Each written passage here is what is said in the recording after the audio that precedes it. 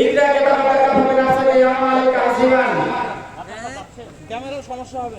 বাংলাদেশ জামাত ইসলামী রোহিঙ্গা ভাষা কর্তৃক আয়োজিত আজকে ছাত্র জনতার পূর্ণ সমাবেশে প্রধান অতিথি এশিয়া মহাদেশের সর্বোচ্চ ইসলামী আন্দোলন বাংলাদেশ জামাত ইসলামের ঢাকা মহানগর দক্ষিণের রেজিস্ট্রার সেক্রেটারি ইসলামী ছাত্র শিবিরের সাবেক কেন্দ্রীয় সভাপতি জনাব মোহাম্মদ বেলাল হোসেন, প্রধান বক্তা উত্তরবঙ্গের হাওড়া জেলা জামাতের সম্মানিত জেলা আমির মাওলানা আব্দুল হাকিম, বিশেষ অতিথি সদর উপজেলার সাবেক ভাইস চেয়ারম্যান বাংলাদেশ জামাত ইসলামের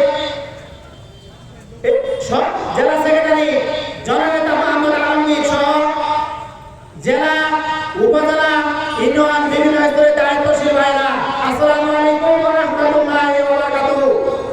মহান আল্লাহ রাব্বুল আলামিনের দরবারে হাজার কোটি শুকরিয়া আদায় করছি যে আল্লাহ রাব্বুল আলামিনের মেহেরবানিতে দীর্ঘ 16 বছর পরে আজকে রুইয়া হাই স্কুল মাঠে আমরা খোলা মাঠে একটা সমাবেশ করার জন্য তারা আমাদের সুযোগ করে দিয়েছেন, এজন্য শুকরিয়া আদায় করছি। সকলে বলছি আলহামদুলিল্লাহ।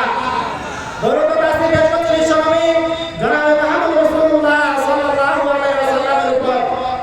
সর্বোচ্চ শাহাদাত কামনা করছি তাদের যাদের আত্মত্যাগের বিনিময়ে শেরপুরের এই আবু সাঈদ সহ 6 বছরের মাসুম বাচ্চা সহ দল মত নির্বিশেষে আপামর জনতা যাদের আত্মত্যাগের বিনিময়ে আমরা আজকে খোলা মাঠে কোরআনের কথা বলার সুযোগ পেয়েছি, সেই ভাইদের রুহের মাগফিরাত কামনা করছি। আমরা দোয়া করছি আল্লাহ তাদের সবাইকে যেন শাহাদাতের মর্যাদা হাসিল করেন। আমরা দোয়া করছি যারা হাত হারিয়ে, পা হারিয়ে, চোখ হারিয়ে, যারা আজকে হাসপাতাল ক্লিনিকে বাড়িতে যারা চিকিৎসাধীন অবস্থায় আছেন, আমরা দোয়া করছি আল্লাহ রাব্বুল আলামিন তাদেরকে শিফা করিয়ে দান করুন। সম্মানিত এলাকাবাসী, আজকের এই মাহফিলে আপনারা এসেছেন সাফল্যমণ্ডিত করবেন এই আশাবাদ আমি এজন্য আমি আপনাদের সবাইকে ধন্যবাদ এবং অবহেলা করছি।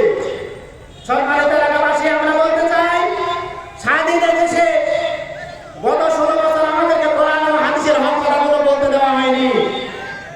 এই দেশে একজন শ্রেষ্ঠ আলেম আল্লামা দেলাওয়ার হোসেন সাহেবকে ধর্মীয় অনুভূতিতে আঘাতের মামলায় গ্রেফতার করে 13 বছর তারা জেলখানায় তাদেরকে বন্দী রেখে পরিকল্পিতভাবে তারা হত্যা করেছে। বাংলাদেশের কোনো জায়গায় শান্তিগতভাবে একটা জানাজা পর্যন্ত আমরা পড়তে পারিনি।